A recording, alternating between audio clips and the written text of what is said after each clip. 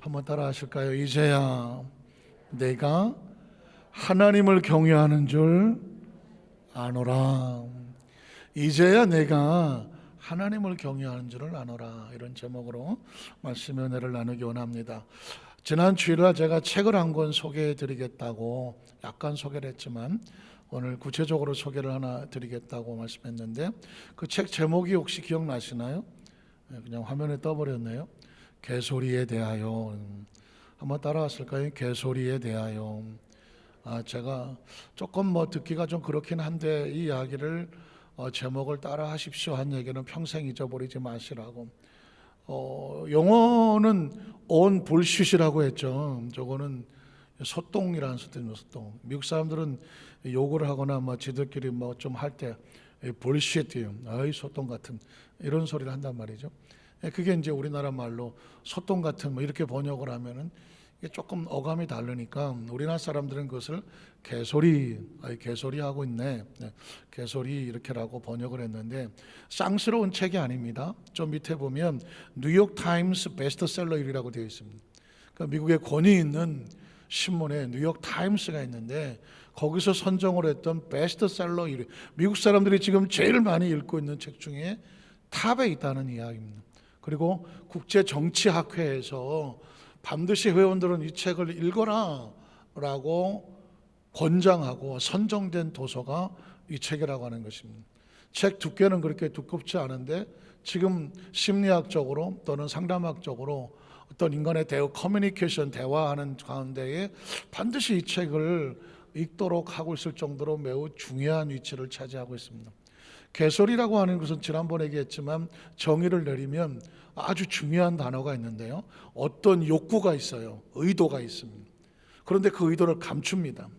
감추고 상대방의 자기 욕구와 의대로 조정하기 위해서 여러 가지 자기 느낌과 감정과 또 어떤 기준도 없이 자기가 만든 기준으로 상대를 끌고 가려고 몰고 가려고 조정하게 만들려고 하는 이론 위에 속하는 소리들을 뭐라고 말하느냐?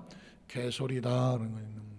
사실 이 책이 얼마나 중요하냐면 그런 정의를 내려주지 않았으면 우리는 사실상 친하다고 또 많이 배웠다고 또 누가 그냥 나 생각해 준다고 가까운 사이에 그냥 해준 얘기를 이게 개소리인지도 모르고 덜커덕 받아들이게 되면 나는 내 마음대로 내 생각이라고 행동을 했는데 사실 알고 봤더니 누군가 나를 조정했다면 누군가 자기 생각과 의지대로 내가 행동하도록 조정했다면 이건 큰일이 아닐 수가 없는 것이죠.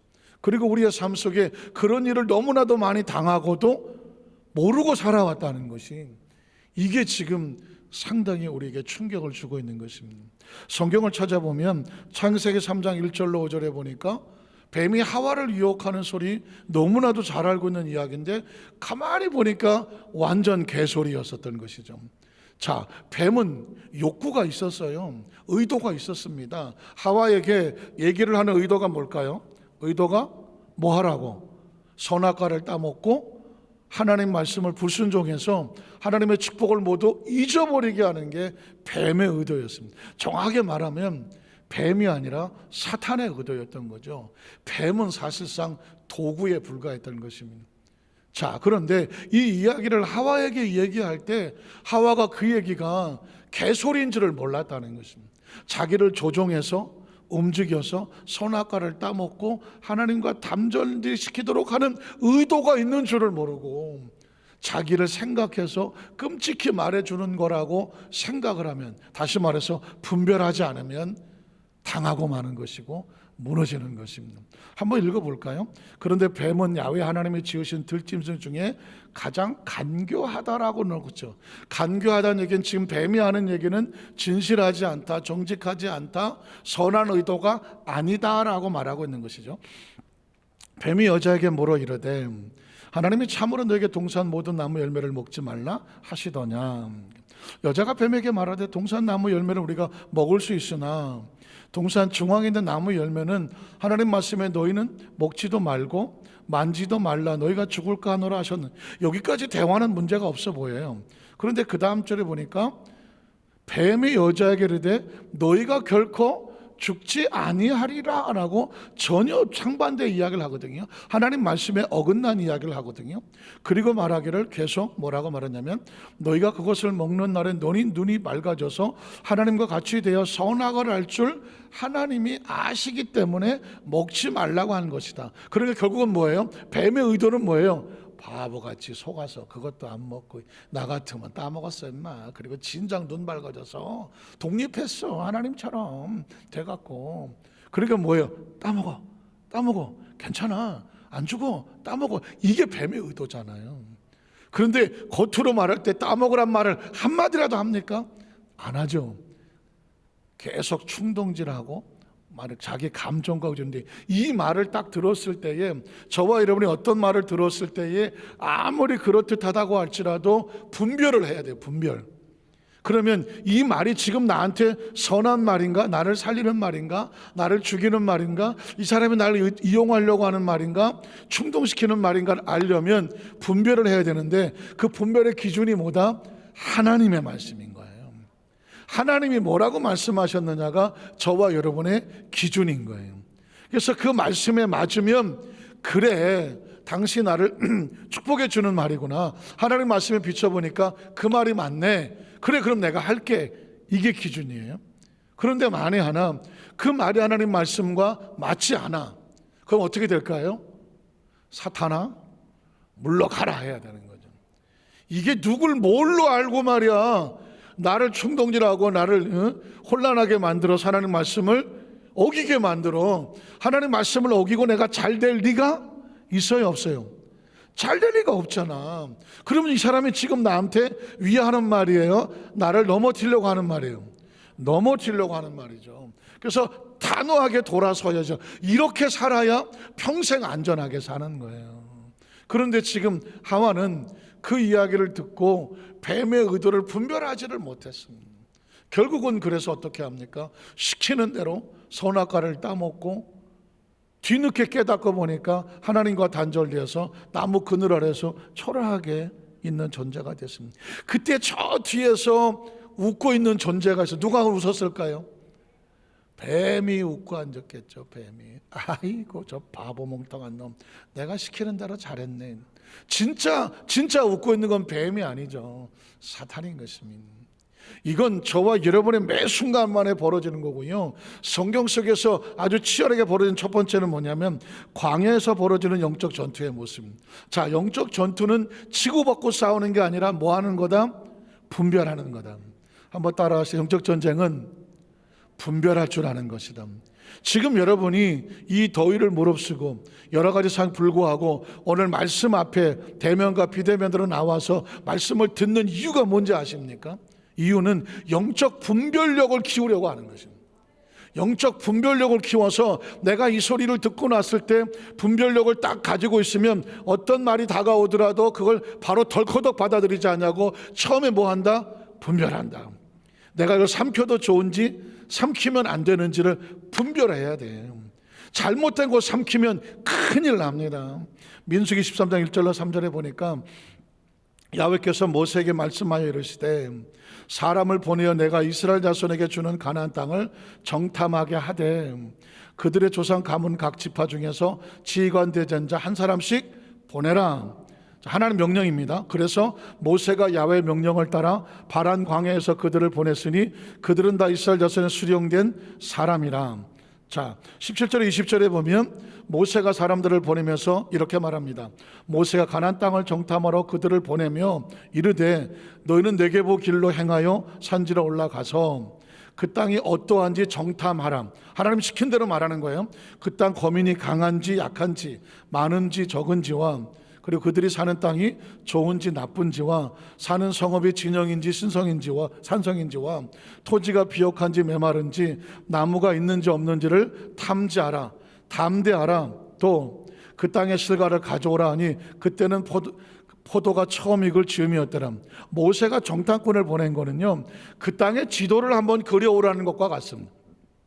그래서 전략을 짜야 되지 않습니까? 어디로 들어가서 어떻게 할까? 지도를 그려오라고 정탐하라고 보낸 것입니다. 그래서 그 정탐꾼들이 가죠. 25절 27절에 보면 와서 보고를 합니다.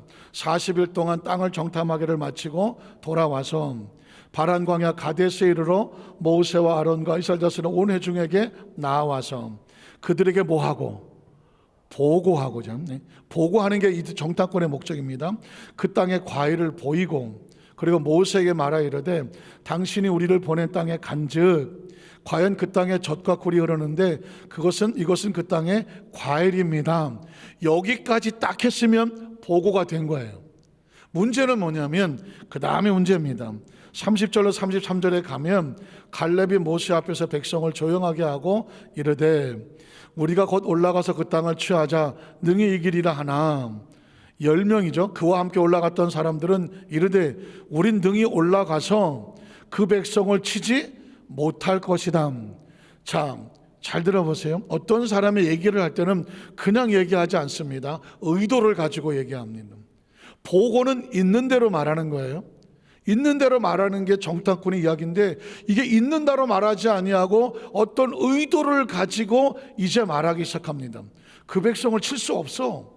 그들은 우리보다 강해. 그리고 그 다음 절에 보면 이스라엘 자손 앞에서 그 정탐한 땅을 악평하기 시작합니다. 이 평가는 모세가 하는 것이고 나중에 지도자가 하는 것이고 아니면 필요하면 전 백성이 같이 하는 것이지 정탐꾼이 하는 게 아니에요. 근데 지금 정탐꾼이 그 땅을 악하게 평가합니다. 그리고 두루다니며 정탐한 땅은 그 거주민을 삼키는 땅이고 거기서 본 모든 백성은 신장이 장대한 자들이고, 그래서 거기서 에프림 후손의 아낙 자손의 거인들까지 보았으니 자기들 생각에 우리 스스로 보기에도 메뚜기 같으니 그들이 보기에도 그와 같았을 것이다. 뭐예요? 들어가지 말자 하는 것이죠. 자기들이 생각하기를 들어가지 말자. 무섭고 떨리고서 나 가기 싫어. 그러면 나는 못 가겠다고 하는 게 아니라 자기 생각을 합당하기 위해서 이스라엘 백성 300만을 놓고 거기다 대고 자기 의도와 감정을 가지고 못 들어간다라고 말을 하는 것입니다. 이게 굉장히 중요한 이야기입니다. 저와 여러분의 삶을 살아가다 보면 뭐 라디오, TV, 뭐 인터넷, 뭐 SNS, 뭐 어떤 소리든지 수도 없이 지금 뭐 별의별 소리가 다 들려와요. 그러면 이 곤란한 정보 시대에 저와 여러분이 그 소리를 그대로 들어선 절대로 안 되는 거예요. 누군가 거기다가 뭐 글을 달든 댓글을 달든 기사를 쓰든 영화를 만들든 음악을 만들든 아니 뭐 드라마를 만들든 뉴스를 하든 다 의도가 있어요. 이걸 듣는 사람들이 이렇게 행동하기를 바라는, 이렇게 생각하기를 바라는 의도가 있단 말이에요.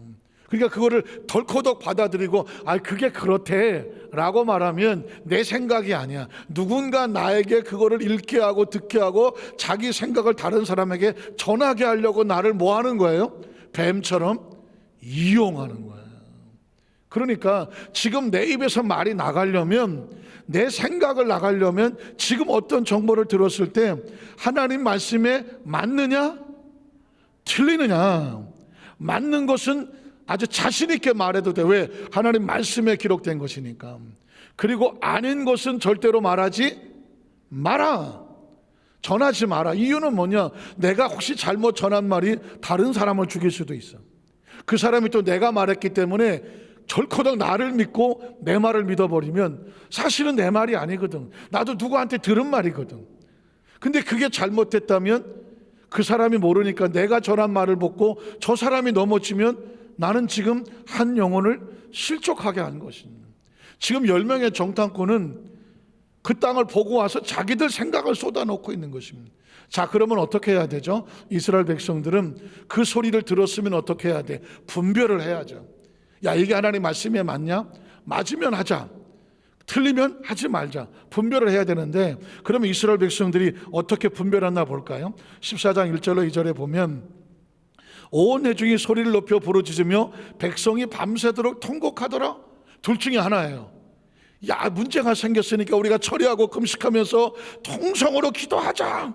하나님이 우리에게 이런 말이 들어왔는데 우리가 분별할 수가 없습니다. 하나님께서 가라고 하면 가시고 하나님께서 가지 말라고 하면 우리는 안 가겠습니다. 하나님의 음성을, 하나님의 말씀을 깨닫게 해주십시오 라고 기도회를 했다면 이 사람들은 지금 하나님의 생각에 분별을 하고 있는 것입니다. 그런데 만에 하나 백성이 밤새도록 통곡하면서 아이고 이제 우리는 죽었네, 여기까지 왔다 헛고성했네, 우리가 속았네, 아유 옛날로 돌아가자 라고 말한다면 지금 이 사람들은 하나님의 생각이 아닌 다른 생각을 하고 있는 것이죠. 자, 그러면 여기까지 모르겠는데 2절을 한번 가볼까요? 이스라엘 자손이 다 모세와 아론을 원망하며 온 회중이 그들에게 이르되 우리가 애굽 땅에서 죽었거나 이 광에서 죽었으면 좋았을 것을 어찌하여 하나님이 우리를 그 땅으로 인도하여 칼에 쓰러지게 하려 하는가? 우리 처자가 사로잡히리니 어디로 돌아가자? 애굽으로 돌아가는 것이 낫지 않겠느냐? 그래서 4절에 보면 이에 서로 말하되 우리가 한 지휘관을 세우고 애굽으로 돌아가자라고 말했습니다. 여러분, 제가 지난번에 말씀드렸지만 어떤 사람이 행동을 할 때 그 사람의 행동은 갑자기 하지 않아요. 행동을 할 때 행동하게 하는 게 뭐라고요? 감정과 기분입니다. 사람은 감정과 기분이 들어오면 좋은 감정이 있는 사람은 행동이 아름답잖아요. 근데 지금 마음에 막 절망과 분노가 화가 난 감정이 있는 사람은 움직이는 게 지금 폭력적이잖아요. 그런 감정과 기분은 어떻게 들어온다고요? 생각이 들어오는 거예요. 좋은 생각을 부으면 좋은 감정이 생기고 나쁜 생각을 부으면 나쁜 감정이 생겨요. 자, 그러면 그 생각은 어떻게 만들어진다고요? 사건이 벌어졌을 때 이 사건을 어떻게 분별하느냐. 내가 하나님 말씀에 따라 잘 분별하면 기뻐하고 기도하고 감사가 생겨서 은혜가 나오죠. 그런데 이 분별을 잘못해서 하나님이 지금 우리에게 이러실 수가 있나? 아니면 이게 나한테 왜 이런 일이 벌어지지? 막 절망하고 좌절하고 낙심하게 세상 그릇저릇 분별을 해버리면 생각이 타고 들어오잖아요. 그러면 그 다음엔 뻔해요. 기분 나쁘고요, 화가 나고요. 그럼 어떻게 할까요? 화나서 말하고 화나서 행동해요. 그럼 어떻게 될까요? 인간은 자기 행동의 결과대로 살아가는 것입니다. 지금 이스라엘 백성이 화가 나고 분노해서 하나님이 우리를 죽이려고 한다, 우리는 날로 돌아가자, 이건 뭐예요? 생각을 잘못한 것입니다. 분별이 잘못.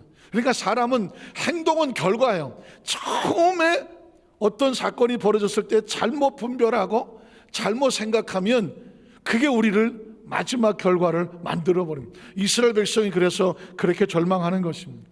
자, 그래서 그 다음 절을 보면 모세 아론이 이스라엘 자손의 온 회중 앞에 엎드렸습니다.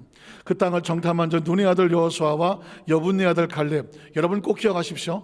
눈의 아들 여호수아, 여분네 아들 갈렙, 이 사람들이 지금 우리의 믿음의 샘플이에요. 자기들의 옷을 찢고 이스라엘 자손의 온 회중에 말하 이르되 우리가 두루다니며 정탐한 땅은 심히 아름다운 땅이다. 잘 들어보세요. 이 말이 지금 하나님 말씀에 맞나 틀리나 분별하려고 하는 거예요. 야훼께서 우리를 기뻐하시면 우리 그 땅으로 인도하여 들이시고 그 땅을 우리에게 주시리라. 이는 과연 젖과 꿀이 흐르는 땅이니라. 자, 다만 하나님을 거역하지는 말라. 또 그 땅 백성을 두려워하지 말라. 그들은 우리의 먹이라. 자, 이 이야기가 하나님 말씀에 맞습니까? 틀립니까? 하나님 말씀에 맞는 거거든요.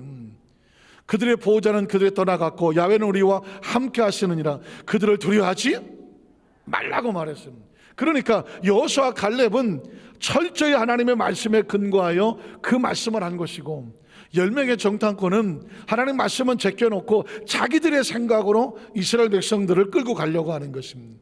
여기서 굉장히 중요한 것은 여호수아 갈렙은 사실상 사회생활하기는 좀 별로 판단은 잘 없는 사람 같아요. 왜냐하면 12명 중에서 10명이 몰려갔으면 여호수아 갈렙은 어디 가야 편해요? 10명 따라가면 편하지. 사람 많은 곳에 가면 편하잖아요. 그러나 여호수아 갈렙은 그 10명을 따라가지 않아요. 자기들의 머릿속에 분별할 수 있는 기준이 있어. 그 기준이 뭐예요? 하나님의 말씀인 거죠. 크리스찬은 그렇게 사는 거예요. 하나님의 말씀을 끌어안고 말씀을 기준 삼아서 아무리 세상이 그로 다 밀려가더라도 모두가 예를 하더라도 난 아니야, 노라고 할 수 있는 거예요. 노라고 할 수 있는 기준이 뭐냐? 하나님의 말씀에 따라서.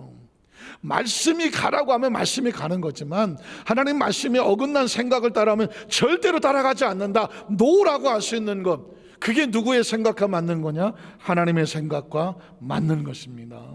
그 다음 절을 보면 그래서 온 회중이 그들을 돌로 치려 할 때에 그때 야훼의 영광이 회막에서 이스라엘 모든 자손에게 나타나시더라. 자, 10명과 300만이 가려고 했을 때 여호수아 갈렙이 아니다라고 말했습니다. 사람들은 죄송한 표지만 저 새끼 뭐야 저거, 우리 다 가려고 하는데 너 혼자 모자라서. 크리스찬들이 세상에서 당하는 것들 중에 뭡니까? 세상은 다 이게 물에 물 탄 듯 술에 술 탄 듯 다 그냥 인생은 다 그래. 적당히 좀 해. 그걸 굳이야 너 유별나게 꼭 그렇게 예수 믿어야 되겠어? 세상은 우리를 코너로 밀 때가 있어요. 때로는 막 고민하고 갈등할 때도 있겠죠. 그러나 기억하십시오. 세상은 하나님의 사람을 손대지 못합니다. 300만 아니야 3천만이라도 여호수아 갈렙과 모세를 손들려고 했을 때에 어떻게 합니까? 그들이 돌로 치려고 할 때에 하나님의 영광이 회막에서 이스라엘 모든 자손에게 나타나셨더라. 그 얘기는 뭐예요? 하나님의 사람을 손대지 말라는 것입니다. 하나님이 지키시고 보호하시는, 적어도 크리스천인 땅의 삶을 살아가면서 적어도 하나님 백성은 하나님이 지키시고 보호하신다는 하나님에 대한 절대 신뢰가 필요한 거예요. 지금 이스라엘 백성들이 왜 여기서 무너지고 가나안 땅을 눈앞에 두고 뒤로 물러갑니까? 뭐를 잃어버립니까? 신뢰를 잃어버린 것입니다. 그들이 뒤로 물러갈 때에 뒤에서 빼시시 웃고 있는 존재 하나가 보이십니까? 10명을 충동질해서 300만을 절망에 만들고 끌려갈 때, 나갈 때 빼시시 웃고 있는 것은 바로 사탄이죠. 10명은 생각했을 거예요. 자, 이제 이 사람들이 우리 의도대로 생각할 거예요. 자기들이 생각한 대로 움직이는 걸 보고 우리가 성공했다고 말했겠죠. 기억하십시오. 이들은 말씀에 어긋난 것을 선택함으로 말미암아 실패한 사람들입니다. 먼 훗날 이 가나안에 들어가지 못했던 그 조상들을 던 후손들이 아마 지옥쯤에서 만나겠죠. 만나서 그때 왜 광야에서 그 기적을 다 체험하고 가나안 땅을 눈앞에 두고 왜 못 들어갔어요? 라고 물으면 뭐라고 말했을 거예요? 아, 내가 그때 개소리를 들었어. 그때 그 소리를 듣지 말았어야 돼. 그때 누구 소리를 들었어야 돼? 여호수아 갈렙의 소리를 들었어야지. 혹시 여러분 그런 생각 안 돼요? 요만큼 인생 살아오면서 가만히 생각해 보면 자다가도 내가 왜 그때 그 사람 말을 들었을까? 그때 왜 그 사람 말을 듣고 거기를 가서 그쪽에 어울렸다가 내가 손해를 봤을까? 너는 어려운 일을 당했을까? 그때 생각해 보니까 그 소리를 듣지 말고 이 소리를 들었어야 돼. 하나님의 말씀을 들으면요, 말씀이 나를 보장하고 안전하고 지키시거든요. 여러분 보십시오. 그 상황 속에서 광야에서 죽은 사람은 여호수아 갈렙이 아니에요. 그 땅을 정탐한 10명과 그 사람들을 따라갔던 300만이 무너진 것입니다. 민수기 14장 21절 23절에 보면 하나님께서 이렇게 말씀하십니다. 그러나 진실로 내가 살아있는 것과 야훼의 영광이 온 세계에 충만할 것을 두고 맹세하노니 내 영광과 애굽과 광야에서 행한 내 이적을 보고서도, 하나님의 존재를 알면서도 이같이 10번이나 나를 시험하고 내 목소리를 청종하지 아니한 그 사람들은 내가 그들의 조상들의 맹세한 땅을 결단코 보지 못하게 할 것이요, 그 다음 절에 또 나를 멸시하는 사람은 한 사람도 그것을 보지 못하리라. 24절에 보면 그러나 내 종 갈렙은 아주 중요한 단어가 나와요. 그 마음이 그들과 달라서. 그 마음이 뭐예요? 갈렙과 여호수아의 생각은, 그들이 누구예요? 10명의 정탐꾼과 뭐가 다른 거예요? 생각이 다른 거예요. 마음은 생각입니다. 한번 따라 하시겠습니다. 마음은 생각이다 하네요. 그래서 성경의 잠언 20장 4장 20절 20절에 보면 무릇 지킬 말보다 더욱더 지킬 것은 뭐예요? 마음을 지켜라. 생명의 근원이 어디서 나와요? 마음에서 나와요. 여러분 보세요. 마음이 죽겠으면 살겠어요? 죽겠어요? 몸은 편한데 마음이 죽겠어. 살아요? 못 살아요? 못 살아요. 사람은요, 몸은 좀 고생스럽더라도 마음이 편하면 살아요. 여러분 보시면 크리스찬들이 삶을 살아가면서 이 비밀을 기억해야 될 것은 뭐냐면, 이 여호수아 갈렙은요, 몸은 피곤해서 10명이나 300만이 막 죽여 달라들었어. 그러나 그들의 마음은 하나님의 마음과 같았어요. 그래서 하나님 보시기에 여호수아 갈렙은 내 마음과 같았어. 마음이 달랐어. 그래서 어떻게 내가 그들을 살리겠다는 거죠. 그 마음이 그들과 달라서 나를 온전히 따랐은즉 그가 갔던 땅으로 내가 그를 인도하여 드리니 그의 자손이 그 땅을 뭐하리라? 차지하리라는. 예수님을 구주로 믿으시면 아멘 하시기 바랍니다. 예수를 믿는다는 건요, 하나님과 생각이 같아진다는 것입니다. 참 신기한 것은 우리가 한국 사람이잖아요. 예수 믿는 한국 사람이잖아요. 미국에 가서 흑인을 만나던 무슨 뭐 어떤 족속을 만나더라도 크리스찬을 만나면 대화가 그렇게 잘 돼요. 왜 잘 된다 아십니까? 생각이 같아. 하나님을 두려워하고 하나님을 섬기고 예수님을 구주로 믿으며 피부색이 달라도 나이가 달라도 남녀가 달라도 우리가 피차 그리스도 안에 형제와 자매와 가족이라는 생각이 있어요. 지금 생각하니까 제가 미국에서 선교 생활할 때 오클라호마 털스에 있는 오랄 로버트 대학에서 박사과정을 공부했어요. 그때 막 한 달 동안 그 털사에 가서 거기 호텔에서 학생들과 묵으면서 계속 수업을 하루 종일 들었던 기억이 있는데, 한 번은 제가 로비에서 이렇게 앉아 있는데, 아니 미국 사람이에요. 키도 좀 크고 뭐 나이는 뭐 미국 사람 나이 잘 모르잖아요. 그죠? 대충 비슷하겠다 생각했는데 이 사람이 말을 걸어와요. 그래서 이게 공짜로 영어를 공부할 수 있는 좋은 기회가 아니겠습니까? 그래서 저는 미국에 있을 때 아무나 미국 사람 기회만 되면 붙잡고 막 말하려고 애를 썼는데 어쨌든 대화가 시작됐어요. 깜짝 놀란 것은 크리스찬이야. 그런데 그러다가 보니까 엄청 대화가 막 1시간이고 계속 대화가 돼요. 그러면서 대화가 끝나고 이를 쓰려고 하는데 이분이 그러는 거예요. 제가 이제 신분이 패스터라고 말했더니 패스터 킴 나를 위해서 기도해 줘. 기도해 주세요. 그러면서 사실은 같이 대화하는 가운데 성령께서 자기 마음에 감동을 주시는데 자기가 상당히 힘든 어려운 문제 가지고 혼자 거기서 기도하고 말씀을 묵상하고 있었대요. 근데 제가 옆에서 앉아있는데 보니까 크리스찬이더래 자기가. 그 말을 걸어왔고 대화하는 가운데 제가 이제 목사라는 사실을 알고 나니까 성령의 감동을 준 나를 위해서 기도해 주시라고 성령이 마음에 감동을 주신대. 나를 위해서 기도해 줄 수 있겠냐고.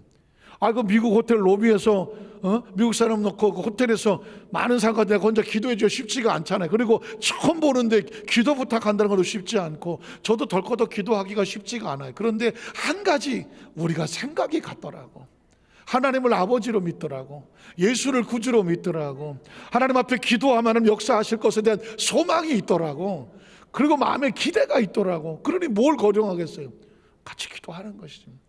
아프리카 잠비아 월드비전에서 제가 그 탐방을 갔을 때도요, 그 영상이 뭐 가끔 TV에 계속 나오는 것 같은데 아주 다 찌그러져가는 그 옛날 외양간 같은 헛간 같은 곳에 십자가를 달아놓고 예배를 드리는 그곳에 한 어린아이, 아프리카 어린아이, 잠비아 어린아이 한 10억 원 1억 하고 하던 아이가 그 아이하고 둘이 앉았는데 거기서 펑펑 울었어. 나는 얘가 거기서 방언으로 기도를 하고 있더라니까. 방언으로 기도를 같이 기도. 저 아프리카의 그냥 정말 살기도 어려운 그곳에 헛간 같은 곳에서 그 한 10살 된 아이가 예수 믿는다고 동족에서 쫓겨나고 눈이 안 보인다고 이상한 놈이라고 돌에 맞고 그 어렵게 사는 그 아이가 끊임없이 엎드려 기도하는 곳이 그 외양간 같은 곳에서 하나님을 찾고 기도하는 건 걔를 붙잡고 얼마나 울면서 기도했는지 몰라요. 우리를 그렇게 하게 하는 이유가 뭘까요? 하나님과 생각이 같아서 그래요. 크리스천은요 딴 게 아니에요. 하나님과 생각이 같아야 돼. 하나님과 생각이 같으면 가슴에 은혜의 기분이 생기잖아요. 은혜의 기분이 생기면 하나님이 기뻐하시는 행동을 하잖아요. 하나님과 생각이 다르면요 다른 감정이 생기고 그리고 하나님을 떠나게 되어 있어요. 그래서 제가 한 가지만 더 말씀드리면 하나님의 축복은 어떻게 오느냐, 믿음, 절대 믿음, 하나님을 신뢰함으로 인하여 축복이 다가오는 것입니다. 꼭 기억하십시오. 하나님에 대한 절대 신뢰, 믿음이 하나님의 축복을 가져온다는 거예요. 이스라엘 백성은 왜 광야에서 다 죽고 가나안에 들어가지 못했느냐? 절대 신뢰를 잃어버렸기 때문에. 창세기 22장 1절로 2절에 보면 그 일 위에 하나님이 아브라함을 시험하시려고 그를 부르시되 아브라함아 하시니 그가 이르되 내가 여기 있나이다. 야훼께서 이르시되 내 아들 내 사랑하는 독자 이삭을 데리고 모리아 땅으로 가서 내가 내게 일러준 한 산 거기서 그를 번제로 드리라. 자, 말씀을 드렸습니다. 이런 상황이 벌어지면 우린 두 가지 선택을 해야 돼요. 하나는 뭐냐면, 아니 하나님이 왜 나한테 자식을 주셨다가 번제로 제물라고 드리라고 그러지? 하나님 나를 빼앗아 가시려고 하나? 하나님에 대한 서운함, 하나님에 대한 불신, 이게 첫 번째 들어오는 생각이고요. 두 번째 생각은 뭐냐면, 하나님께서 그러실 분이 아닌데 지금 내 자식을 번제로 드리라고 했다는 얘기는 하나님은 빼앗아간 하나님이 아니라 우리에게 주시는 하나님인데, 이걸 달라고 한다면 목적이 뭘까? 하나님은 내가 자식을 내어놓고도 편안할 수 있는 하나님에 대한 신뢰를 확인하고 싶어 하는구나. 하나님에 대한 믿음을 확인하고 싶습니다. 지금 여러분이 어떤 문제가 있다고 하면 잘 생각해 보세요. 한편으로는 그 문제 때문에 서운할 거예요. 왜 나한테 이런 문제가 다가와? 그러면 어떤 생각이 드냐면, 서운하니까 섭섭하고 화가 나고 속상하니까 이스라엘 백성처럼 에이 나 옛날로 돌아갈래, 나 예수 안 믿어 옛날로 돌아갈래, 이렇게 반응이 될 것이고요. 만에 하나 이 상황 속에서도 하나님이 나에 대한 절대 신뢰를 알고 싶어서 그렇다고 하면, 내가 하나님을 절대 신뢰한다고 하면 나는 뭐 할 수 있을까요? 순종할 수가 있는 거예요. 순종은 절대 그냥 되지 않아요. 뭐 해야 되느냐? 신뢰해야 순종이 생깁니다. 자, 그럼 아브라함이 지금 이 말씀을 듣고 어떻게 행동했을까요? 신뢰했을까요? 아니면 이삭을 데리고 도망을 쳤을까요? 창세기 22장 3절 이하에 보면, 아브라함이 아침에 일찍 일어나서 나귀의 안장을 지우고 두 종과 그의 아들 이삭을 데리고 번제 쓸 나무를 쪼개 가지고 떠나 방향을 정하죠. 하나님이 자기에게 일러주신 곳을 어떻게 가더라. 그러면 어떻게 갈 수가 있을까요? 하나님을 뭐 하면? 신뢰해야 가는 거예요. 자식을 죽이러 가는 그곳인데 하나님이 지시하신 곳이라도 그곳에 간다면 하나님은 절대로 내 아들을 죽이지 아니하신다. 내 마음의 신뢰를 보려고 하시는 것이다. 이런 마음의 신뢰가 생기면 어떻게 될까요? 가게 되는 것이죠. 이게 안 생기면 도망을 치게 되는 건 둘 중에 하나죠. 자, 주신 곳으로 가더니 이제 아브라함은 하나님을 신뢰했기 때문에 거침없이 갑니다. 제3일에 아브라함이 눈을 들어 그것을 멀리 바라본지라. 이 아브라함의 종들에게 이르되 너희는 나귀와 함께 여기서 기다리라. 내가 아이와 함께 저기 가서 예배하고, 혼자 옵니까? 둘이 옵니까? 우리가 너희에게로 돌아오리라. 이건 하나님이 내 아들을 죽이지 아니하신다는 뭐가 있을 때? 신뢰가 있을 때 하는 말이에요. 신뢰가 있을 때 하는 말이에요. 아브라함은 지금 우리에게 하나님에 대한 철저한 신뢰를 보여주고 있는 것입니다. 말로도 말하고 있는 겁니다. 돌아오리라 하고, 그 다음 절에 보면 아브라함이 번제나무를 가져다 그의 아들 이삭에게 지우고 자기는 불과 칼을 손에 들고 두 사람이 동행하더니 이삭이 그의 아버지 아브라함에게 말하 이르되 내 아버지여 하니 그가 이르되 내 아들아 내가 여기 있노라. 이삭이 이르되 불과 나무는 있거니와 번제할 어린 양은 어디 있습니까? 모든 사건에는 두 가지 반응이 나오죠. 하나는 뭐냐면, 야 이놈아, 내가 이때까지 말을 못했는데 네가 번제에 당할 제물이야. 아이고 내가 정말 어떡하니, 하나님이 달라는데 어떻게 할 수 없지 뭐, 어떡하냐 하고 절망하고 우는 방법이 하나. 또 하나는 뭐냐? 아들아 걱정하지 마라. 하나님은 좋으신 하나님이에요. 그분이 우리에게 어떤 일을 요구하신다고 할지라도 빼앗아 가시는 분이 아니냐. 그분은 우리에게 신뢰를 확인하면 더 주시는 분이야. 그가 준비하실 거야 라고 말하는 거예요. 자, 아브라함은 뭐라고 말할까요? 아브라함이 이르되 내 아들아 번제할 어린 양은 너야 하십니까? 하나님이 자기를 위해서 친히 뭐 하실 거예요? 준비하실 거야. 이건 아브라함이 하나님에 대한 뭐예요? 신뢰예요. 신뢰. 지금 저와 여러분이 오늘날 많은 크리스찬들이 이 부분에서 고민을 할 거예요. 이 신뢰가 정확하지 아니하면 순종이 되지 아니하고요, 신뢰가 안 되면 마음이 불안하고요, 신뢰가 안 되면 기도하면서도 저주하고요, 신뢰가 안 되면 신앙의 힘을 잃어버리고요, 신뢰가 안 되면 이쪽 반 저쪽 반 양쪽에 막 섞여 살고 그래요. 오늘 저와 여러분 이 시대 속에서 절대 신뢰가 나를 살리고, 믿으십니까? 절대 신뢰가 나에게 하나님의 기적을 가져오고, 절대 신뢰가 뭐냐? 하나님께서 우리가 원하시는 축복의 통로가 된다. 자, 아브라함은 절대 신뢰를 합니다. 함께 나아가서 하나님이 그 일로 진 곳에 이르신지라, 이에 아브라함이 거기서 제단을 쌓고, 거침이 없죠. 주저함이 없어. 이유가 뭔지 아십니까? 빨리 떼어버리려고? 하나님에 대한 절대 신뢰입니다. 제단을 쌓고 나무를 벌려놓고 그의 아들 이삭을 결박하여 제단 나무에 놓고 손을 내밀어 칼을 잡고 그 아들을 잡으려 하는 마지막 순간까지 아브라함이 거는 건 뭐야? 하나님에 대한 절대 신뢰입니다. 하나님이 내 아들을 절대 죽이지 아니하시고 살리실 거라고 믿기 때문에 기꺼이 칼을 갖다 대는 것이지, 하나님에 대한 신뢰가 없으면 칼을 댈 수가 없는 거예요. 자, 그랬더니 그 다음 절에 보니까 야훼 사자가 하늘에서부터 그를 불러 이르시되 아브라함아 아브라함아. 이제 누가 급해졌습니까? 하나님이 급합니다. 그리고 이 하나님의 절대, 크리스찬의 절대 신뢰 앞에 이제 급한 건 하나님이. 급한지 안 급한지 어떻게 알아요? 두 번이나 부르잖아요. 아브라함아 아브라함아. 못 들었을까 뭐. 아브라함 아브라함 하시는지라. 아브라함이 이르되 내가 여기 있나이다. 아브라함이 어땠을까요? 내가 하나님을 끝까지 신뢰하기를 잘했지. 잘했을 거예요. 내가 여기 있나이다 하매 사자가 이럴 때 그 아이에게 내 손을 대지 말라. 그에게 아무 일도 하지 말라. 내가 내 아들 내 독자까지 내게 아끼지 아니하였으니. 뭘 알고 싶었던 거예요? 이걸 알고 싶었던 거죠. 내가 이제야 내가 하나님을 경외하는 줄을 뭐 했다? 알았다는 것입니다. 자식까지 맡길 정도면 하나님께서 더 이상 뭘 더 아브라함에게 요구를 하셔. 그 마음을. 그래서 이제 그 다음에는 축복의 문이 열리는 거죠. 아노라. 그 다음 절을 볼까요?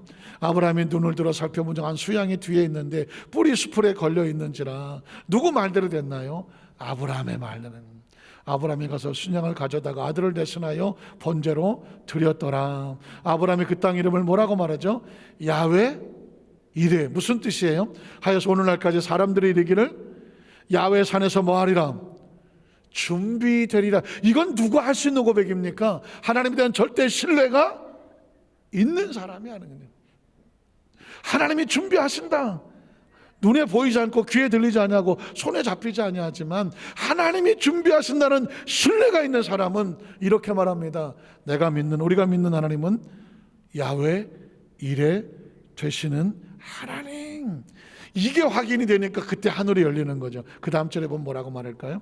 야훼 사자가 하늘에서부터 두 번째 아브라함을 불러 이르시되, 야훼께서 이르시기를 내가 나를 가리켜 맹세하노니 내가 이같이 행하여. 잘 보세요. 아브라함의 축복의 비결은 내가 이같이 행하여 내 아들 내 독자도 아끼지 않았다. 이거면 하나님에 대한 절대 신뢰를 확인하였으니, 그 다음 절에 보면 그럼 내가 내게 큰 복을 주고 내 씨가 크게 번성하여 하늘의 별과 같고 바닷가의 모래와 같게 하리니 내 씨가 그 대적의 성문을 차지하리라. 또 내 씨로 말미암아. 이 말씀을 읽다가 보면 무슨 생각이 되냐면 이삭은 절대 죽을 수 있다, 죽을 수 없다. 죽을 수 없어요. 왜냐하면 하나님이 계속 얘기하잖아요. 내 씨로 말미암아 복을 받고 내 씨로 말미암아 천하 만민이 복을 받으리라고 했는데, 이삭이 죽으면 씨가 죽는데 하나님이 씨를 죽이겠어요? 못 죽이죠. 약속을 했는데. 그러니까 지금 아브라함이 자식을 내어놓을 수 있는 이유는 뭐냐면 다른 게 아니에요. 하나님의 약속을 믿기 때문이죠. 하나님이 약속하신 씨인데 이 씨를 하나님이 죽이실 수 없다는 걸 알기 때문에 아브라함은 기꺼이 자기 자식을 약속 위에 올려놓는 것이죠. 저와 여러분이 신앙생활 할 때 우리가 무엇을 믿는가? 하나님에 대한 절대 약속을 믿는 거죠. 신뢰를 믿는 것입니다. 그러면 일은 누가 하시는가? 하나님이 하시는 줄로 믿습니다. 그 다음 절을 볼까요? 그 다음 절에 그렇게 되어 있죠. 날아갔나요 벌써? 어디 갔냐? 왜냐하면 제가 이 말을 하려고 그랬어요. 내 씨로 말미암아 천하 만민이 복을 받으리니 이는 내가 나의 말을 뭐 했어요? 준행했습니다. 잘 보세요. 순종은 그냥 되지 않아요. 절대 신뢰를 하면 절대 순종이 돼요. 준행이 돼요. 순종을 하면 하나님이 그걸 뭐라고 말하냐면 네가 나를 경외한다고 해요. 경외를 하면 그때 축복의 문이 열리는 거예요. 신뢰가 순종을 낳고 순종은 경외로 인정을 받고 하나님을 경외하면 축복의 문이 열리는. 왜? 믿을만 하니까. 제가 마지막으로 말씀을 마치면서요, 이스라엘 백성들은 왜 이렇게 자녀들을 교육할까? 쉐마라고 하는 게 있어요. 이스라엘 백성들은 왜 자기 자녀들을 이렇게 교육할까? 원인이 뭘 것 같아요? 같이 읽어보겠습니다. 신명기 4장 1절로 2절에 보면, 이스라엘아, 이제 내가 너에게 가르치는 규례와 법도를 듣고 뭐 해라? 익숙한 단어가 나오죠. 준행하라. 그리하면 너희가 어떻게 된다고요? 살고. 준행은 살게 하고, 그 다음 절에 보면 너희 조상 하나님 야훼께서 너희에게 주시는 땅에 들어가서 준행하면 살고 준행하면 얻게 되리라. 그 다음 절에 보면 내가 너에게 명령하는 말을 너희는 가감 더하거나 빼앗지도 말고 내가 너에게 내리는 너희 하나님 야훼의 명령을 지키라. 다른 말로 말하면 준행하라. 그러면 또 그 다음 절은 가볼게요. 그 다음 또 가요. 또 야훼께서 이 모든 말씀을 산이 불 가운데서 구름 가운데 흑암 가운데서 큰 음성으로 너희 총에 이르신 후에 더 말씀하지 아니하시고 그것을 두 돌판에 써서 내게 주셨느니라. 산이 불에 타며 캄캄한 가운데서 나오는 그 소리를 너희가 듣고 너희 지파의 수령과 장로들이 내게 나와서 말하되 우리 하나님 야훼께서 그 영광과 위엄을 우리에게 보이심에 하나님은 어떻게 말씀하시면 불 가운데서 나오는 음성으로 말씀하시는데 우리가 들었고 하나님이 사람과 말씀하시면 다 죽었어요. 그런데 하나님께서 이스라엘 백성들을 살리셨어. 그 사람의 생존하는 것을 오늘 우리가 보았습니다. 이제 우리가 죽을 까닭이 무엇입니까? 이 큰 불이 하나님의 큰 불꽃 같은 가운데 있는 음성이 우리를 삼킬 것이요, 만일 우리가 우리 하나님 야훼의 음성을 직접 다시 들으면 어떻게 될 것 같아요? 죽게 돼요. 죽을 것이라. 그래서 육신을 가진 자로서 우리처럼 살아계신 하나님의 음성이 불 가운데서 바람을 듣고 생존한 자가 누구? 그 시대 그 사람들만 그래서 생존한 자가 누구겠습니까? 그래서 그 다음에 보면 당신은 가까이 나아가서 우리 하나님의 야훼께 하시는 말씀을 모세가 다 듣고 그 다음에 어떻게 해달라고? 우리 하나님 야훼께서 당시에 이르시는 것을 우리에게 전해 주시옵소서. 우리가 듣고 뭐합니까? 행하겠다. 저는 그런 질문을 했었거든요. 왜 하나님은 직접 사람들에게 말씀하지 아니하실까? 그런데 여기 그런 얘기가 나오죠. 불꽃 가운데 말씀하신 하나님의 음성을 듣고 살아남은 생명이 없어. 이스라엘 백성들이 간절히 원하기는 모세에게 하나님의 음성을 듣고 그 음성을 우리에게 전해달라고 말했어요. 그래야 우리가 살겠다고, 또 전해주면 듣고 행하겠다고 말했어요. 그러니까 그때부터 메신저가 나오고 대언자가 나와요. 그래서 선지자들이 그래서 하나님의 음성을 듣고 대언하는, 강단에 선포하는 말씀이 여러분 하나님께서 저와 여러분에게 직접 주시는 말씀으로 믿어지고 그걸 듣고 행하면 약속대로 이루어질 줄로 믿습니다. 이게 중요한 거예요. 사실 제 자신이 강단에 서서 설교를 할 때마다 늘 불안하고 초조하거든요. 내가 어떻게 감히 무슨 능력으로. 그런데 말씀을 보니까 하나님이 직접 하실 말씀을 부족하지만 모세를 통해서 선지자들을 통해서 주의 종들을 통하여 하나님이 전하고 싶은 말씀이 전해지면 그 말씀을 하나님의 말씀으로 믿고 아멘하고 듣고 행하면 어떻게 될까요? 그게 복이 될지어다. 그래서 그 다음 절에 보면 계속 이렇게 말합니다. 그 다음 야훼께서 너희가 내게 말할 때 너희가 말하는 소리를 들으신지라. 야훼께서 내게 이르시되 이 백성이 내게 말하는 그 말소리를 내가 들은즉 그 말이 다 옳도다. 그래서 다만 그들이 항상 이 같은 마음을 품어 나를 뭐 해야 돼? 경외해야 돼. 그리고 그 모든 명령을 들어서 어떻게 해야 돼? 지켜서. 그러면 그들과 그 자손이 어떻게 복을 받죠?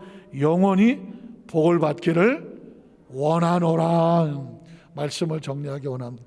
그래서 이스라엘 백성들은 끊임없이 자기 자손들에게요 하나님 말씀을 계속 반복 교육시켜요. 목적이 뭔지 아십니까? 부모가 세상을 떠나더라도 다음 세대에 하나님 말씀만 살아있으면 그들이 어떤 상황 가운데도 말씀으로 분별하잖아. 잘 분별해서 하나님의 생각을 선택하면 하나님이 주시는 감정과 기분을 가지고 행동하게 되고 그 결과 어떻게 돼요? 말씀대로 준행하면 잘 살고 영원히 복받기를 원하노라, 그 말씀의 주인공이 되는 줄로 믿습니다. 이 시대가 많이 힘들고 어려운 상황에 있지만 우리는 그 상황을 보는 것이 아니라 여전히 하나님의 말씀을 기준으로 살아갑니다. 그 말씀 안에 축복의 주인공이 되시기를 주님의 이름으로 축원합니다. 기도하겠습니다. 하나님 아버지 감사합니다.